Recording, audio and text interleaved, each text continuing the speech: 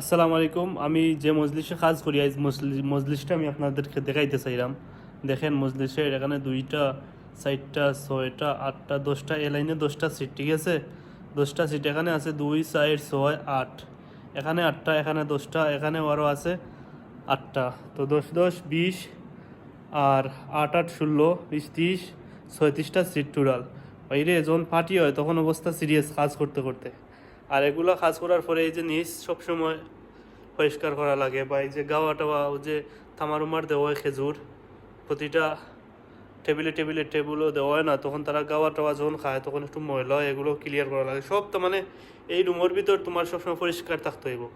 আর বির যে সিস্টেম, এই রুমের ভিতর সবসময় পরিষ্কার থাকতে হইব। তো আমি এগুলো করি সবসময়, কারণ নতুন মজলিস হওয়ার পর থেকে সবগুলাই করি না নাই। কিন্তু সমস্যা হয়েছে তার আর কথাবার্তা আর ভাল লাগে না। হ্যাঁ, রাত বাই আইনটোর লগে 12-1টা পর্যন্ত থাকি, থাকার পরে সকালে ঘুম থেকে উঠতে একটু লেট হয়। তারপরেও তারা মানে কথাবার্তা তারা আরবিতে আরই খেল হুমারা, মানে সবসময় খালি ঘুমাই থাকো, এই নি সেই নি, এত সকাল পর্যন্ত কি এর ঘুম, তুমি কি তা শেখ আইছো নি, খালি ঘুমাই থাকো, এই নি সেই নি, বক্কর চক্কর কত কিছু যে সপ্তাহ করিলা সমস্যা নাই। তোর সামান্য আমার মানে 4 ঘন্টা হাইয়েস্ট আমি হিসাব করছি, 4 ঘন্টা বা 4.5 ঘন্টা আমি ঘুমাই।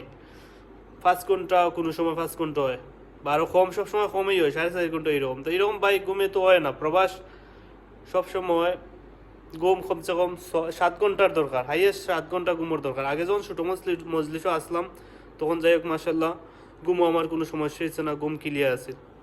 হ্যাঁ, 7 ঘন্টা এরকম ঘুমাইছে, 6-7 ঘন্টা সবসময় অ্যাভেলেবেল ঘুমাইছে। কিন্তু এই মজলিসও আইয়া ঘুমাইতে পারতাম না।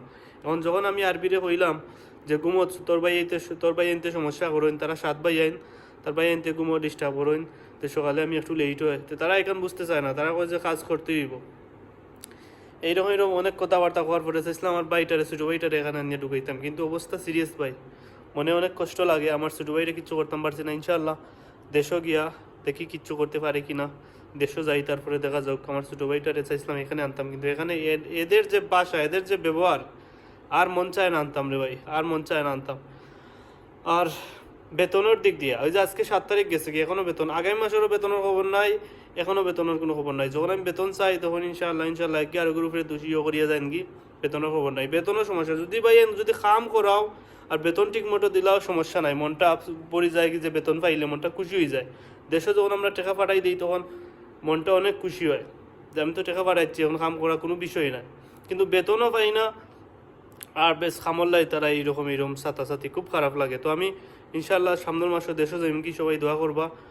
আর আমার ছোটো ভাইটারে আনতে পারলাম না, আমার মনে অনেক কষ্ট। তারপরে দেখুন ছোটো ভাইরে কিচ্ছু করতে পারে কিনা, সবাই দোয়া করবা। আসসালামু আলাইকুম।